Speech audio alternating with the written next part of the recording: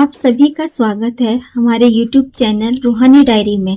अगर वीडियो अच्छी लगे तो एक लाइक जरूर करें और हमारे चैनल को भी सब्सक्राइब करें। देर न करते हुए आज की साखी शुरू करते हैं। एक परिवार में एक पिता के 4 पुत्र थे। अच्छा कारोबार था। उनके माता पिता स्वर्ग सिधार चुके थे। शादीशुदा तो चारों ही थे, लेकिन तीनों छोटे भाई तो दिन रात कारोबार करते रहते। लेकिन बड़ा बेटा कोई कारोबार नहीं करता था, खर्च भी दूसरों से ज्यादा करता था। इसलिए छोटे दुखी हो जाते थे। सोचते थे कि इसको चौथा हिस्सा देकर अलग कर देते हैं। अपने आप ही अपनी जरूरत के लिए करेगा, नहीं तो भूखा ही मरेगा। जब भूखा मरेगा तो अपने आप ही अकल आएगी। कभी गीता की पोथी आगे रख लेता है, कभी मंदिर जाकर बैठा ही रहता है और सारा कारोबार हम ही करते रहते हैं। सारा दिन खपते रहते हैं। उन्होंने अपने उस भाई को चौथा हिस्सा देकर अलग कर दिया। उसका कारोबार धंधा वही कि गीता पढ़ने, मंदिर जाना, कथा सुननी और धीरे धीरे घर की सारी पूंजी समाप्त हो रही थी। उसके ससुराल वालों ने अपनी बेटी को एक भैंस जो दी हुई थी वो भी बेच दी, गहने भी बेच दिए। अब उसके पास कुछ भी नहीं रहा। पत्नी कई बार बोली कि जी कुछ कारोबार भी कर लिया करो, अब तो हम रोटी से भी आतुर हो रहे हैं। तो उसने कहा कि रब पर विश्वास कर, वो अपने आप ही सब देगा। इसी तरह कुछ समय और व्यतीत हो गया तो पत्नी ने कहा कि अब मैं खाना कहाँ से पकाऊं, जो हम खाएंगे वही बच्चों को भी खिलाना है। तो ये कहकर कि रब के ऊपर विश्वास कर, वो सब अपने आप ही देगा। ये कहकर वह घर से बाहर जंगल को निकल गया। एक छपड़ी पर पहुंच गया।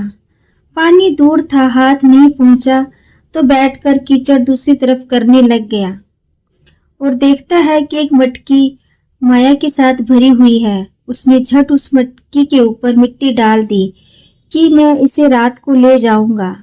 अभी सुबह का वक्त है, सभी को पता चल जाएगा, फिर सभी नगर में चर्चा होगी।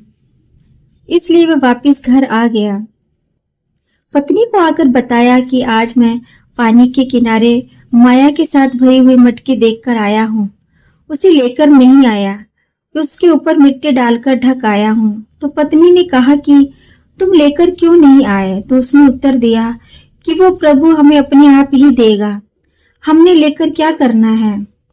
उस वक्त उसकी पड़ोसन सुन रही थी। उसने अपने पति को बताया कि मैंने ये बात पड़ोसी को करते सुना है, हम आंख चुरा कर ले आते हैं। और वो दोनों चले गए। जब जाकर ढक्कन उठाकर देखा तो बीच में काला नाग फन फेनाए बैठा था। जब उसने फुंकार मारी तो उन्होंने डर के कारण मटकी के ऊपर ढक्कन दे दिया और कहा कि ये सब पड़ोसी ने हमें मारने के लिए ही किया होगा। उन्होंने जानबूझकर हमें सुनाया होगा ताकि हम ये ढक्कन उठाएं और हमें सांप डस जाए, लेकिन हम भी उनके घर में ये मटका फेंक देंगे। हम तो बच गए, वो नहीं बच पाएंगे। उन्होंने मटकी उठाई, घर लाकर रख दी। रात को जब सभी सो जाएंगे तो उसे इनके घर के अंदर फेंक देंगे। ये काला नाग है, ये उनको डस जाएगा तो वो सारे मर जाएंगे और उनकी इस चालाकी का फल उनको ही मिल जाएगा। तो उन्होंने इसी तरह से किया। वो तो माया ही थी जो नाग के रूप में उन्हें दिखाई दे चुकी थी, क्योंकि उनके कर्मों के अंदर नहीं थी। जब वह पत्नी सुबह उठी और उन्हें माया का ढेर देखा तो उनके घर में खुशियां चढ़ गई। चिंता अंधेरा सब दूर हो गए। छप्पर की जगह पर उनके सुंदर मकान बन गए। तो साथ संगत जी, ये है प्रभु के ऊपर भरोसा रखने का शुभ फल। उस पर भरोसा रखने की बात है। प्रभु की कृपा अथाह है, बयान नहीं की जा सकती। जो प्रभु भक्ति में लगा रहता है उसको किसी पदार्थ की कमी नहीं रहती। इस जीवन में प्रभु का सिमरन ही सार वस्तु है। सिमरन करो तो सच्चा आनंद मानो जो सतगुरु से प्राप्त होता है। जो वक्त जिंदगी का प्रभु सिमरन से खाली निकल गया है वह कहीं नहीं लिखा जाता, व्यर्थ है। पता नहीं कि कब बुलावा आ जाएगा। मुसाफिर जब किसी लंबी मंजिल की तैयारी करता है तो कई तरह के सामान राह के लिए तैयार करता है। अतः परलोक सफर के लिए भी कुछ सोचना जरूरी है। बहुत कठिनाइयां हैं, तपिश है, कुछ प्रबंध करना पड़ेगा।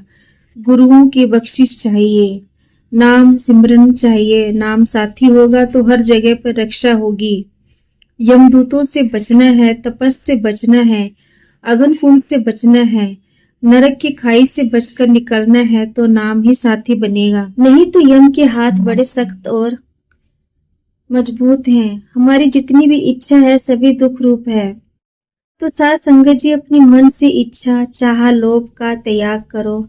जब तक इनका त्याग नहीं होगा तब तक मन एकाग्र नहीं होगा।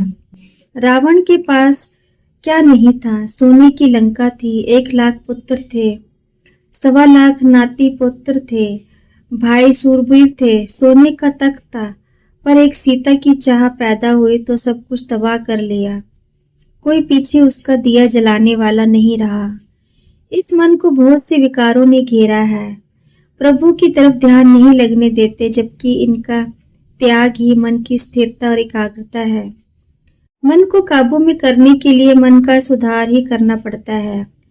जिस तरह कल का दिन चला गया, आज का भी चला गया जाएगा। अतः समय नजदीक आ रहा है। परमात्मा को प्राप्त करने का वक्त सोच रहे हो, यही है जो बीतता जा रहा है। जो बीत गया मुड़कर हाथ नहीं आएगा। सो साध संगत जी, हमें समय व्यर्थ नहीं करना चाहिए। सेवा और सिमरन करके अपना जीवन सफल करना चाहिए। उस प्रभु पर भरोसा रखने का फल जो प्रभु पर भरोसा कर लेता है, उसके सारे कार्य सफल होते हैं। इसी के साथ हम आपसे इजाजत लेते हैं। आगे मिलेंगे एक नई साखी के साथ।